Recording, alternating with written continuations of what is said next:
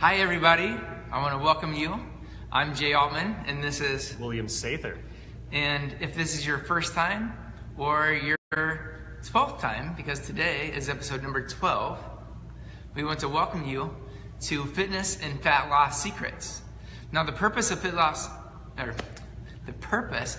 and Fat Loss Secrets is to answer this question. How do we lose weight while still feeling great without cheating by taking dangerous supplements, drugs, or undergoing surgeries that could really hurt us? And how do we sort through all the confusing information out there when it comes to how to eat and to exercise to lose weight? That's the big question. This Fitness and Fat Loss Secrets Facebook Live has the answers for you. Before we get started, there's two things I'd like for you to do. I would like for you to like and to share this Facebook Live with everybody out there to help spread the word. The other thing I would like for you to do is if you have a question, I would like to answer your question that I know you have about how to either get more fit and or to lose weight. So ask that question to us in the comment section below, and we will either answer that question live while we're going today, or I'll answer it in the comment section below, and or I'll answer it in next week's Facebook Live session, all right? That said, William's gonna tell us the format of the day. Hi, Barb. Thanks for watching. Yeah. And let's get moving. Format for the day is our usual 5 in 5. 5 questions, gonna get Jay's knowledge on 5 quick topics.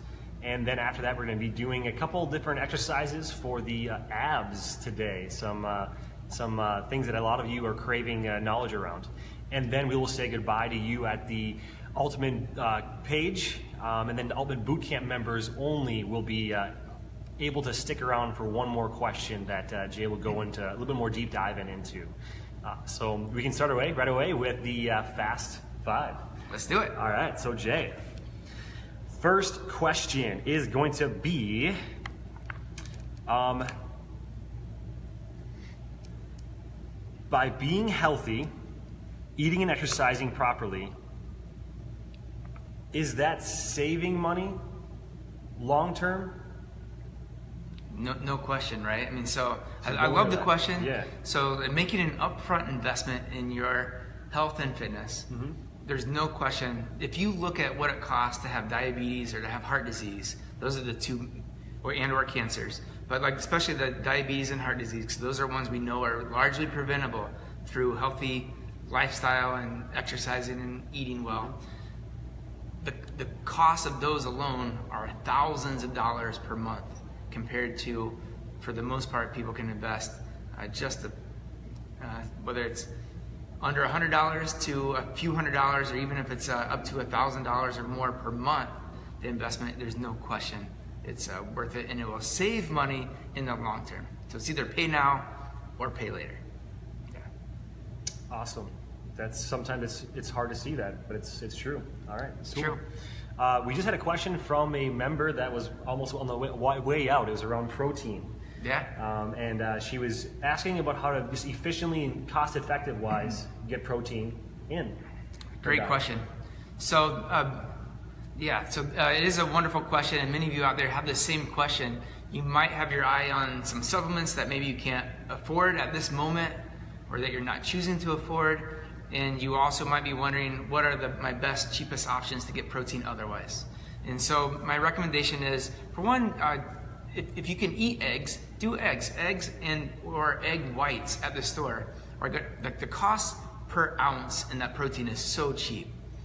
And so I would say go there first. And then your next best investment in terms of like the best money per protein would be to buy lean proteins, whether that's chicken breasts or the leanest cuts of pork. Those tend to be the cheapest proteins out there. So I'd stick to those a little more often if you're trying to get more protein in, and you're also trying to be mindful of a budget. And your budget is a concern that you need to be just mindful too. So do that. Then in terms of supplements, if you still want to choose supplement, largely what I like to say is this, is that you can never do better than real food. And it's just the truth. You can't do better than real food. That said, I realize that we're all busy, myself included. So using supplements is a convenient way to get really healthy things into your body. And so when it comes to protein specifically, like the protein we carry here is about $77 for 30 servings, okay? It's among one of the more expensive ones you can purchase on the market. That said, it's one of the most concerned, and I'm not saying this quite right, but like the best cost per serving, because the protein we sell here, for one, comes from organic milk from cows that were out on pasture. And so you start with a really high quality milk, and then they take it and they break down the whey, and they use great care. They do extreme low heat processing of this milk to keep the enzymes intact. And then they add back to this enzymes to help you digest the food. They add back protease to digest protein, and amylase to digest the carbohydrate content in there, and catalase to help digest the fat that's in there. So they add back all these things so that your body actually absorbs into your body 100% of what you're putting in there. Where so many of the proteins that you see out like in a typical store, they might be $20 or $30 for the 30 servings. But if you look at the label, you're going to find, for one, if you start with the sourcing, you're going to find that it comes from absolute junk milk and or junk soybean products. So you're going to find whey isolates and soy isolates and other filler products that are in that protein powder. And you're not going to find the digestive enzymes and things in there to help your body to assimilate it, to bring it into your body, which is the whole point, right? The whole point is bring the good food in, and then you actually want to be able to utilize it, or else it's completely pointless. If it comes in and if it's toxic in some way, that's not what you're after. And if you bring it in and your body can't absorb it, and you just pass it right through, you're just essentially like eating money that you're pooping right out, and like no advantage to it. So if you can't afford the $77 one right now for like an everyday serving, what I like to say is think about dividing that in two. Can you afford the 77 divided by 2 and spread that over 2 months? Or divide the 77 by 3 even and spread it over 3 months. Have it once every 3 days. And those are ways to be able to choose really high quality and still be able to put that into your diet. Okay. Well said. Yeah. Go from there. Yeah, highest ROI. I heard you said even earlier was why supplements called supplements. I didn't even realize the word itself is saying what it is. What it is. It's a supplement to the food that you should be eating and that you do eat. Yeah. But the point is that they are to supplement, not to replace. They're not replacements. Mm-hmm. They're supplements. Perfect. That's good. That's good stuff. A lot of things packed in that. All right. Another one is going to be plateaus during the weight loss journey. Yeah. Do they have to happen? Do they have to happen? It's a good question. They do happen. I guess what I would say about that is, in our physiology, when you're on a weight loss journey, let's say you sign up for maybe a plan here at Altman Fitness, like we just finished up our 6-week body transformation challenge. You can see on the poster there behind us where people get like crazy amazing results. But on the path to the crazy amazing results, what happens every single time? You say whoever it is comes in and they start on the path, and week 1 they'll lose a bunch of weight typically. Week 2 they tend to plateau, and they'll come in, they'll say, I'm exercising, I'm following the eating plan, I'm doing everything I should do. Why is the scale not moving? Right. And the reason for that is it goes back to like parts of our physiology that are born into us, things that help humans thousands of years ago to be able to survive when it was either feast or famine time.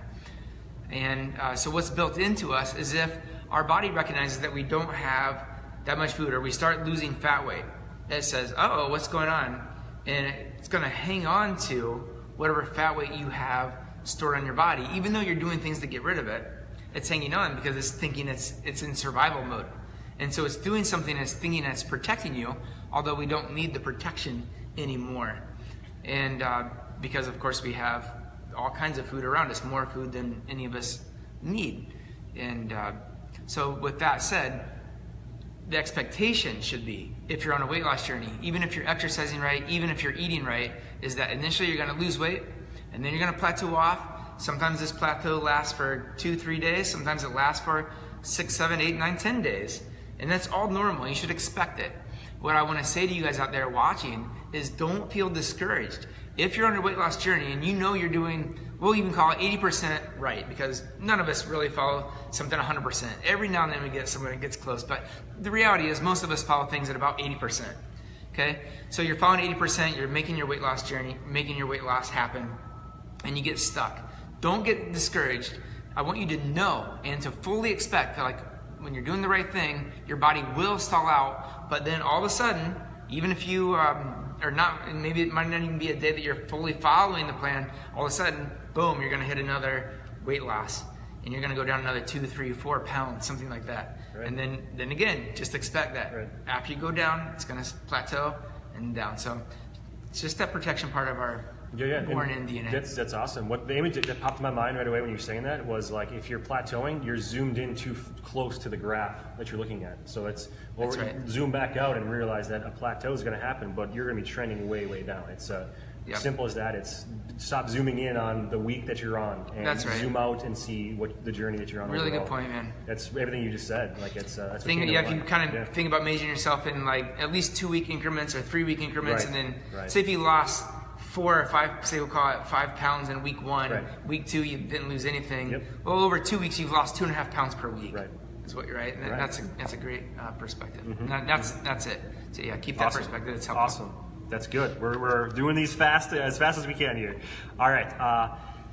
Energy throughout the workout. This has been a question I've asked before in a different way, but I was just recently, you've said it to me before different ways, and I wanted to ask it again. Is when you're going through the workout, I just saw an article online that the first 10 minutes is when you're burning your sugar or your stored kind of glycogen, and then afterward you start burning fat. I want to hear what actually happens, because I remember during one of the workouts I all of a sudden hit a wall at the end, and you were saying that was when I finished my sugar kind of that I had stored for energy, and like I felt it. It was a wall, and it was at the end of the workout when I was pushing myself pretty hard. So, like, energy during the workout, could you quickly kind of go over that? Yeah. If you can. As a general, if you're on a weight loss journey, oftentimes, like, the meal plans that a lot of us are following these days are void of starchy carbohydrates. So it's like canceling out the breads and pastas and potatoes or whatever. If you're following that style of a diet and you're trying to work out, especially like the kinds of workouts we do here that are high intensity, what you're gonna find is you're not gonna have all kinds, so like inside all your cells in your body, you have stored muscle glycogen. Those are the stored sugars, so to speak. And there's only a limited supply that are stored into your system, and if you're largely eating, say, proteins, fats, and vegetables, and not the starchy carbohydrates, you're going to run out of those more quickly. So if you're doing especially high intensity strength training type exercises, you're going to plow through those, in the first 10, 15 minutes, or depending on how hard you're working, depending on how many carbs you actually have stored in your body. But so there's a window in there. It could last all the way up to 30 minutes or more. Depending on how intensely you are attacking the workout. Right. So I guess I would say it's an expectation. But what I want you to know, if you're on a weight loss journey and weight loss is the one thing that you're after, it's like if I said to you, what's the one thing, if I can help you with any one thing, and you say, Jay, I want to lose fat weight off my body, and I want to do it as quickly and safely as possible, and I want to maintain those results, what I would say is to follow a eating plan similar to that. And then when you get to that point, what I want you to know is that your body switches over from burning carbohydrates for energy to burning stored fat for energy. When that happens, when you start going into the cells and you start accessing fat and converting that to energy, it's a slow process. So it's not available to you as energy like right away. So when you get to that point where you feel like you're kind of working out, going uphill, like you just don't have the energy, what you can, for one, it doesn't feel that good while you're doing it. I'll say that, right? It doesn't feel that good. But the other thing that you should know is that while it doesn't feel that good, you can know for 100% that's when you are tapping into the stored fat, which is hard to reach to and to access to burn. But that's exactly what's happening in that moment. So if your one thing is fat loss, then just kind of be accepting of that. It's okay to not feel great in your workouts, at least for a time. Maybe you pick, like we just did the 6-week body transformation challenge. For that 6 weeks, you're going to be open to the fact that you're going to not feel maybe great all the way through a workout because you don't have the right fuel in your body for the workouts to be the best workouts. but you have the best fuel in your body for fat loss. Does that feel clear? That's awesome, and I feel that that's awesome what you said there. It's what I know for myself, and I would know is got to be for others as well. Then is when you do typically hit that is when you would stop. Therefore, most people stop as soon as you start burning what you wanted to burn. What you really want. Yeah. So just to know it can give you that motivation to trudge through. It's supposed to be forward. there, and it's supposed to be harder. So it's but it's why you're doing it. So that's awesome. That's very good stuff. Now, the other thing I just say, just real quick on that, if you're out there and your one thing is to have improved performance, say you are a competitive athlete, you don't want to go there. You want to actually fuel yourself properly to have the very best workouts you can have, so you can be the strongest for the workout all the way through. And you might even consider taking on some more fuel in the middle of your workout. That's a different story. I'm assuming most people that are watching us today are here for the journey of weight loss. Yep. So we'll stay Keep it tailored to that. Yep. Yeah. Awesome. So that's our fast 5 and 5. Cool. It was great. So very good knowledge again. A lot condensed in there. So what we have next is going to be a couple exercises for the abs. For a lot of people, when you hear belly burn or when you hear tighten just the lower abs, here's a couple exercises that'll be the best for it for the most part. I guess you'll explain it much better than I can. So the idea with what we're going to do, this is going to be I haven't decided 100%, like a 4 or 5 part series that we're starting today, that we're going to go over these ab exercises that are going to actually help you flatten your belly. So many people come in and they want to flatten their belly, right? A lot of guys, but also women too, will carry weight in the middle, and we all know that's a dangerous place to carry a weight for heart disease or diabetes. So the question is, how in the world do I flatten my belly? And we're going to talk. There's different ways to do that. One is through the eating stuff, which we addressed a little bit earlier. But this focus is going to be on the exercises to do to flatten your belly, and it's not the ones you might think. So that said, we're going to get started. But before we get started, though, I want you to know when I show you these exercises, and I encourage you to get down onto the floor and do them with us right now when we're going to do them. And even though they might feel easier for you, what I want you to know is that these are the exercises that are going to help you the most when it comes to flattening your belly. So there's different kinds of exercises for the belly. Some are for pure strength, some are for function, and some are to kind of bridge the gap between form and function. And the exercises I'm going to show you today are the ones that are going to be the key factors. If you're out there right now and if you struggle with joint injuries, maybe if you struggle with sore low back, or if you struggle with sore around the knees or the shoulder joints, it's oftentimes because the core is weak. And these exercises I'm going to show you are the absolute key to getting the function of the core. So it doesn't mean, these are not crunches. So these are not crunches, and you might be able to do 100 crunches or whatever you can do right now. Maybe you can do 1,000 crunches, but you still might be dealing with a low back injury. You still might be dealing with sore knees or sore shoulders. If that's you, I want you to extra pay attention to what I'm about to show you. I'm going to show you 2 exercises. We're going to do these for 40 seconds each with a 20-second break between, and then that'll be it. And what I want you to do at home, I'm going to show you 1 round of these. But what you would want to do at home is repeat these for 3 rounds, okay? So the 2 exercises before we start, one is a kneeling plank, and the kneeling plank I'm going to show with details. And then the second exercise is an alternating knee up exercises. And that also, there's some important details that we're going to cover right now. So I'm going to adjust these cameras. William is going to demonstrate the exercises as I teach them to you. I'm just going to lower these down. So for those of you watching right now, I want you to get down onto the floor and do these with us, okay? All right, so let's go. So you're down on the floor. So you're going to start into the plank, and we're going to have you lay onto your belly, and we're going to go in kneeling plank. So no matter who you are, whether you can hold plank for 10 minutes or not, we are focused on form today. We're focusing on function of the belly. The goal here is to get the belly to come in and to protect the joints, protect the knees, the low back, and the shoulders by getting the middle here strong. So you're going to drop down to your forearms. And then the idea here is with the forearms, you're going to pull them back into the floor a little bit. So you're not actually moving them on the floor, but you're just giving some pressure and pulling toward your elbows, towards your ribs, And then the next thing you're gonna do is you're gonna kind of squeeze your elbows toward each other. So you're gonna try to pull them this way and then in this way. And when you do that, you're gonna feel your abs tighten up before we do anything else. And so you're gonna continue to hold that. We're on the clock right now. We're gonna go for 40 seconds. As you're doing this, I want you to pay special attention here. I'm just gonna have you bring your middle up just a touch. And I want you to pelvic tilt just a little bit. So if you're at a place that you can see yourself in a mirror, you don't wanna have any sway here. If you sway in the low back at all, you wanna think about curling the hips down. Now, I don't know if you can see right now, but William, even though he's in kneeling plank, he is shaking. And the reason he's shaking is because he's recruiting all the muscles that help the abs function.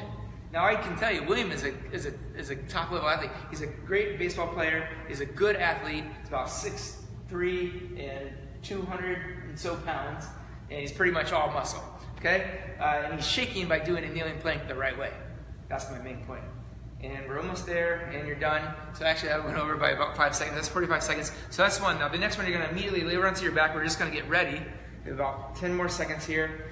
And you're gonna start by having your feet flat onto the floor. And once they're flat on the floor, you're gonna do a slight pelvic tilt. And if you're not familiar with that, means if these are your hips, you're gonna curl them under so that your low back presses flat onto the floor. So if you try to slide your hand underneath your low back here, you wouldn't be able to do it when you pelvic tilt. So it's from here, this way is pelvic tilt. So curling the hips under so that your low back presses tight into the floor. So once your low back is pressed tight on the floor, and what I'd encourage you to do is actually take your hands and put them palms down underneath the small of your back.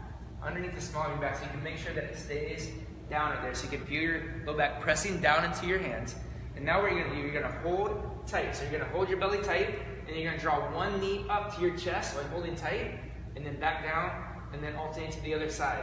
And the whole while, you are tensing up your tummy, you're holding pelvic tilt, and you're gonna do this, and you just keep it nice and slow. So even slow down just a bit from there. Just like that. Perfect. You can let your head rest back. Good. And if you do this, if your hands are here, you can just to make sure your abs are tight. If you take one hand out and just push them into your low belly, you'll be able to feel if your abs are tight or not. If they're not, push your abs into your fingers and you will feel those muscles tighten up for you, okay? That's the key important. Just one more here on each side and we'll be done. I kind of lost track of time because I hit the wrong button. But the idea, again, you want to do this 40 seconds on, 20 seconds rest, back and forth for 3 rounds, okay? 3 rounds of the kneeling plank with the details, elbows in, and then over onto your back with the pelvic tilt, tight belly, slow alternating leg raise. That is a key to helping you get a flat belly and keep the form, or to keep your body injury free as you are moving forward. Okay? So try those out and let us know in the comments section below how you felt while doing those exercises. And if you do those on a regular basis, those are something to do. Like if you are currently a member here at Altman Fitness, and you can squeeze those in either during a rest period, because it doesn't take long to put in one set, or you can do them after class, or you can do them before class.